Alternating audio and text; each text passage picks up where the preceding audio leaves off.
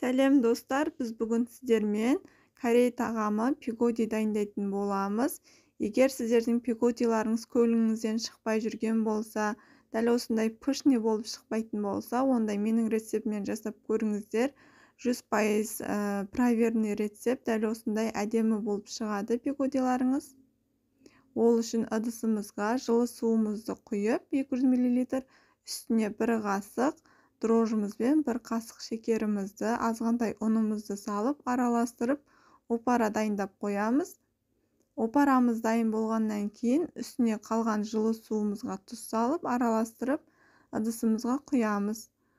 Ұн салып, орташа қаттылықта қамыр илейміз.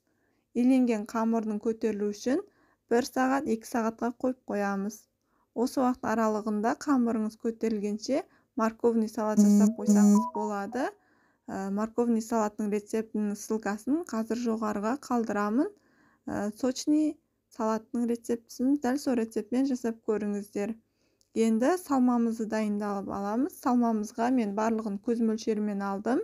Үйдегі адам санына байланысты плюс-минус қоссаңыздар болады. Капустаны осылай ұсақ етіп турап аламыз. Капустаны турап алғаннан кейін үстіне азғантай тұз салып, мыжығылап аламыз. Сол кезде капуста өле бастайды. Үстіне осылай ұсақтап туралған пиязымызды, фаршымызды және мен азғантай 100 граммдай құйрық май қостым. Егер сіздер ұнатпасаңыздар, қоспасаңыздар да болады. Негізі іш май немесе құйрық май қосса сочныйлау болып шығады. Егер балаларыңыз ұнатпаса, қоспаңыздар. Үстіне тұз бұрыш саламыз дәміне қарай. Осылай жақсылап араластырып, салмасын дайындап қоямыз. Біздің салмамыз дайын, осындай болып шықты. Енді біздің қамырымыз көтеріліп қалды, ашып шықты. Осыны алып, орташа дөңгелетіп, қамыр бөліктеріне бөліп шығамыз. Егер тестаңыз қалып кететін болса, онда нан пісіруіңізге болады. Мен солай нан пісіріп алдым бір қалған тестадан.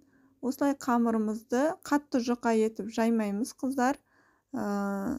Сәл бауырсақтікіндей етіп, чуть-чуть қалыңдау болуы керек. Сол кезде пигодиларыңыз көтеріліп шығады. Ал салмасын толтырып сала беріңіздер, себебі капуста піскеннен кейін көлемі кішірейіп қалады. Сондықтан ішін салмасын толтырып сала беріңіздер.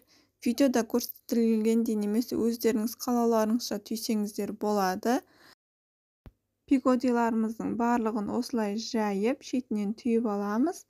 Түйілген пигодиларды тағы да 30-40 минутқа мантаваркаға салып қойып қоямыз.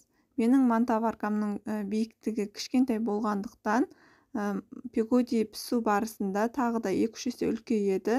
Жоғарыдағы листке жабысып қалмас үшін осылай арасына, ортасына крышка қойып, тек 3 листке ғана пісіріп аламын.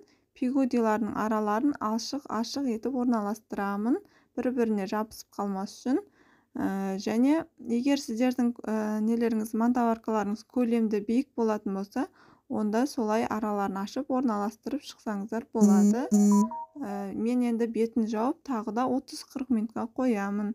Қамыр көтерілгеннен кейін қайнап тұрған мантаваркаға салып 45 минутта бетін мүлде ашпай осылай сүлгімен жауып пісіремін. Піскеннен кейін тағы да 10 минут буы басылғанға дейін күтемін.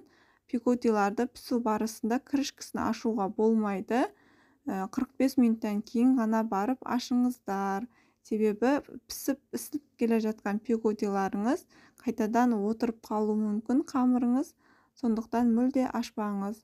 Осылай тарелкалерге салып, дайын болған морков сәбіз салатыңызбен бірге ішіне осылай орналастырып, майонез кетчуп сағылып, ұсынсаңыздар болады. Астарыңыз дәмді болсын.